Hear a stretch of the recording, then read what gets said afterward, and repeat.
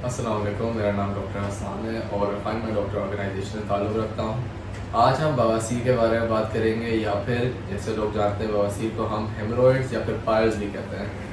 अब अगर एक आम आदमी से पूछा जाए कि हेमरोइड्स होते क्या हैं, तो वो कहेगा कि पखाने की जगह से अगर खून आ रहा हो तो वो हेमरोइड्स होते हैं। ऐसी बात नहीं है।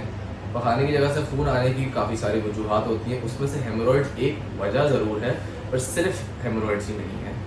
हेमरोइड्स होता क्या है?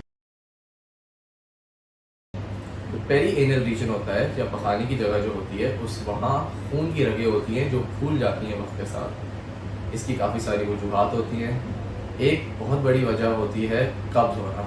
ऐसा इंसान जिसको कब्ज़ है और बहुत वक्त से है और टूट नहीं रहा, वो हेमरोइड डेवलप करने के ख़तरे में होता है। उसके अलावा अगर आप बाथरूम में बैठ के एक्सेसिव प्रेशर लगा रहे हैं या फिर बहुत ज़्यादा देर बैठ रहे हैं, जैसे काफ़ी सारे लोग बाथरूम में बैठ के अपना फ़ोन यूज़ करना शुरू हो जाते हैं, दिस इज़ रॉन्ग। ये आपको हेमरोइड्स के रिस्क से बढ़ा देता है।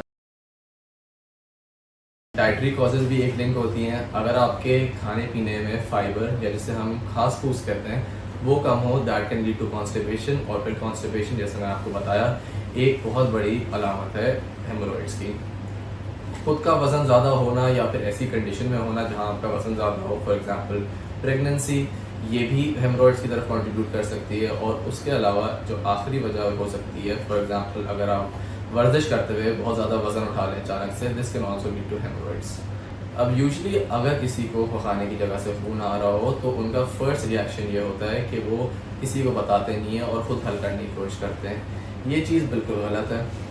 करना ये चाहिए कि आप बग़ैर किसी शर्मिंदगी के डॉक्टर के पास आ जाएं, ताकि आपका एग्जामिनेशन हो जाए।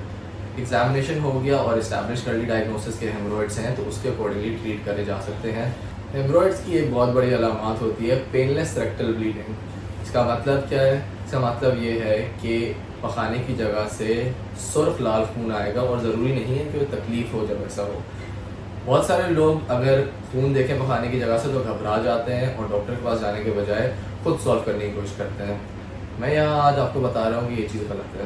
बेहतर है कि आप डॉक्टर के पास जाएं, ताकि आपको एग्जामिन कर लिया जाए कि हेमरोइड्स ही है या कोई और मसला है, और उस मसले के तहत आपको ट्रीटमेंट मिले। आगे बढ़ते हुए, ब्लीडिंग के अलावा इचिंग और बर्निंग भी हो सकती है आपको एनल रीजन में।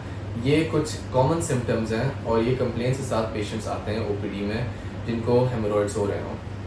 अब जब आप डॉक्टर के पास जाएंगे, वो आपको एग्जामिन करेगा। एग्जामिनेशन के बाद आपकी हेमरोइड की डेफिनेटिव डायग्नोसिस बनेगी। हेमरोइड्स के बहुत सारे टाइप्स होते हैं, ranging from less severe to more severe या कॉम्प्लिकेटेड। सबकी ट्रीटमेंट डिफर होती हैं। ट्रीटमेंट्स जनरली ये होती हैं कि ओवर द काउंटर मेडिकेशन होती है, फॉर एग्जांपल हेमरोइड क्रीम या फिर हाइड्रोजोन। एक बार आपकी डायग्नोसिस बन गई हेमरोइड्स की, उसके बाद आपकी ट्रीटमेंट डिपेंड करती है on the type of haemorrhoids. मुख्तलिफ टाइप्स होती हैं हेमरोइड्स की, और उसकी ट्रीटमेंट सबकी डिफरेंट होती है। जनरली ट्रीटमेंट में आपकी हेमरोइड क्रीम्स हैं या फिर आपकी मेडिकेटेड सपोजिटरीज होती हैं।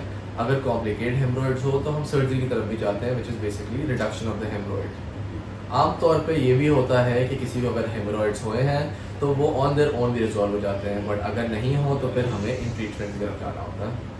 अगर आप में से किसी को ऐसे सिम्टम्स हो रहे हो या फिर आपको हेमरोइड रिलेटेड कोई क्वेश्चंस हो, तो फाइंड माई डॉक्टर की ऐप यूज़ करते हुए अपना डॉक्टर होम विजिट बुक कर लें। बहुत शुक्रिया।